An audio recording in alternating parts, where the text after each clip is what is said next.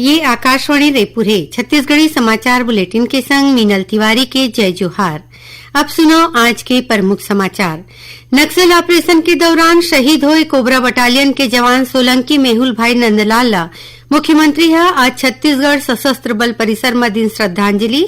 शहीद जवान के पार्थिव शरीर ला कांधा दे के उखर गृह ग्राम बर करीन रवाना।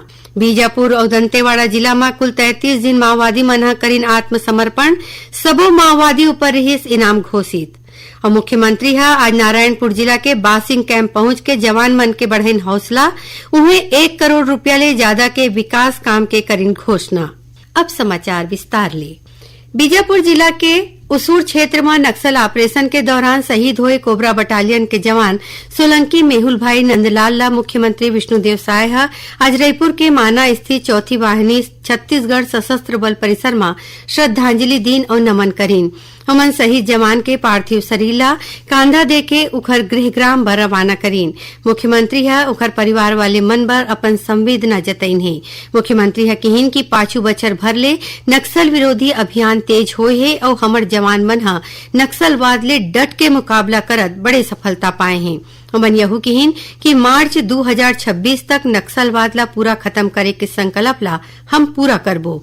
जवान मन के शहादत बेकार नहीं जाए। सरकार सहित परिवार संग खड़े है और हर संभव उखर मदद करही। ये बेरा गृह मंत्री विजय शर्मा, विधायक मोतीलाल साहू, पुरंदर मिश्रा और पुलिस महानिदेशक अरुण देव गौतम मौजूद रहीन।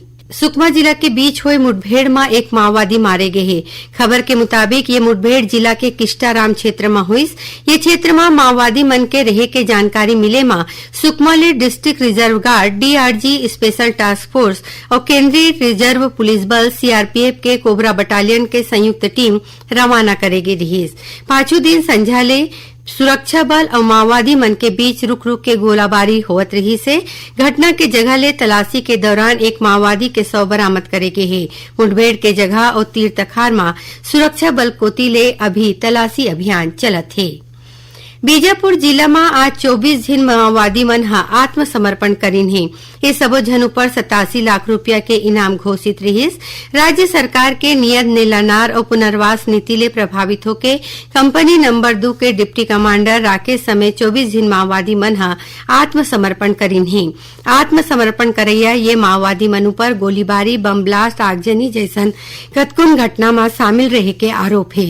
आत्मसमर्पण करैया सबो माओवादी मन ला राज्य शासन के पुनर्वास नीति के तहत 50-50 हजार रुपया के प्रोत्साहन राशि दे गए है। उन्हें खबर के मुताबिक इस जिला में अभी तक कुल 227 माओवादी मन आत्मसमर्पण करीन है। उन्हें 237 माओवादी मन ला गिरफ्तार करे गए है और 119 माओवादी मन आने मुठभेड़ में मारे गए हैं। दंतेवाड़ा जिला में आज 9 झिन माओवादी मन पुलिस के आगू आत्मसमर्पण करीन है। एमा ले 4 झिन माओवादी मन ऊपर 3 लाख रुपया के इनाम घोषित रहीस। ये माओवादी मन पुलिस अधीक्षक गौरव राय के आगू आत्मसमर्पण करीन। एखर मन ऊपर रद्दा खोदे, पेड़ काटे और नक्सली बैनर पोस्टर लगाए जैसन घटना में शामिल रहे के आरोप है। मुख्यमंत्री विष्णुदेव साय आज नारायणपुर जिला के बासिंग कैंप पहुंच के अबूझबाड़ में 2 दिन पहले हुए सफल ऑपरेशन में शामिल हुए जवान मन ले भेंट करीन। मुख्यमंत्री और गृह मंत्री विजय शर्मा जवान मन ला तिलक लगा के उनकर हौसला बढ़ाइन। ये बेरा में मुख्यमंत्री बासिंग सुरक्षा कैंप में राखे गए कार्यक्रम में सुरक्षा बल ला पेट्रोलिंग करे खातिर 50 मोटरसाइकिल संग रवाना करीन। ये दौरान मुख्यमंत्री 1 करोड़ रुपया ले ज्यादा के विकास काम के घोषणा करीन है। ओमन गांव मुरहा पदर में पुलिया बनाए, बासिंग में खेल मैदान और बालक आश्रम के संगे संग शाला भवन के मरम्मत ला मंजूरी दीन। उन्हें मुख्यमंत्री गांव मुरहा पदर और एहनार में आंगनबाड़ी भवन और बासिंग में हाट बाजार ले बस्ती तक रद्दा बनाए के काम, गांव कुंदला, बासिंग और मुरहा पदर में नवा घोटुल बनाए के मंजूरी दीन। छत्तीसगढ़ी समाचार बुलेटिन आप मन आकाशवाणी रायपुर ले सुना था। अब आगू बढ़बो बाँचे समाचार कोती।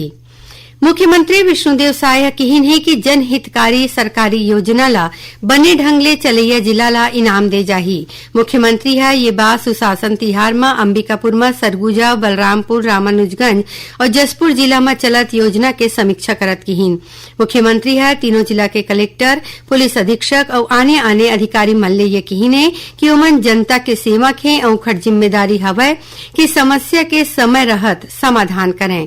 ओमन अधिकारी मन ले कहिन के नियमित रूप ले जगह के दौरा करत रहें और राजस्व ले जुड़े प्रकरण के समय सीमा में निराकरण करे जाए। संगे संग अवैध रेत खनन के मामला में कार्रवाई होवे।